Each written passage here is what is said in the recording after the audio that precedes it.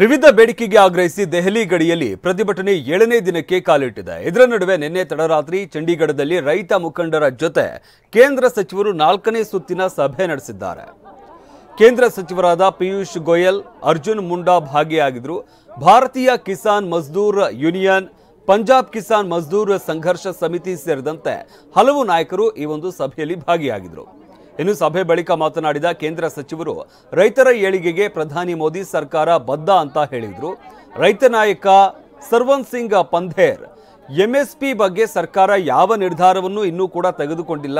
ಇವತ್ತು ಬೆಳಗ್ಗೆ, ಸಂಜೆ ಅಥವಾ ನಾಳೆ ಒಳಗೆ ನಿರ್ಧಾರ ತೆಗೆದುಕೊಳ್ಳಲಾಗುವುದು ಅಂತ ಹೇಳಿದ್ದಾರೆ.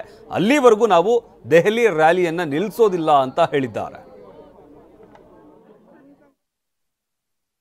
सभी केंद्र और राज्य सरकार के अधिकारियों ने संयुक्त किसान मोर्चा, नॉन पॉलिटिकल और भारतीय किसान मजदूर यूनियन और अन्य कुछ किसान संगठनों के प्रतिनिधियों के साथ बहुत ही अच्छे वातावरण में एक सकारात्मक चर्चा, नए विचारों के साथ, नई सोच के साथ कैसे भारत के किसानों के हित में जो माननीय प्रधानमंत्री नरेंद्र मोदी जी ने 10 वर्ष में अलग अलग काम किए उसको और आगे बढ़ाने के हिसाब से लंबी चर्चा हुई है।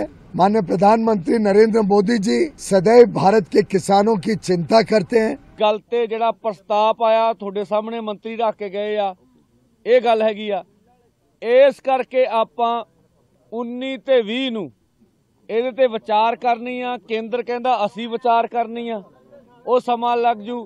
ਨਹੀਂ ਤਾਂ 21 ਤਰੀਕ ਨੂੰ 11 ਵਜੇ ਸ਼ਾਂਤਮਈ ਢੰਗ ਨਾਲ ਦਿੱਲੀ ਜਾਣ ਦੀ ਤਿਆਰੀ ਆ। ਅਸੀਂ ਸਰਕਾਰ ਕੋ ਵੀ ਅਗਰੇ ਕਰਾਂਗੇ ਵੀ ਨਹੀਂ ਤਾਂ ਫਿਰ ਸਾਨੂੰ ਦਿੱਲੀ ਜਾਣ ਦਿੱਤਾ ਜਾਵੇ। ਔਰ ਆਸ ਇਹ ਰੱਖਦੇ ਆ ਕੀ ਠੀਕ ਆ ਕੀ ਨਹੀਂਗਾ, ਚਰਚਾ ਕਰਕੇ ਇੱਥੇ ਫੈਸਲਾ ਲੈ ਸਕਦੇ।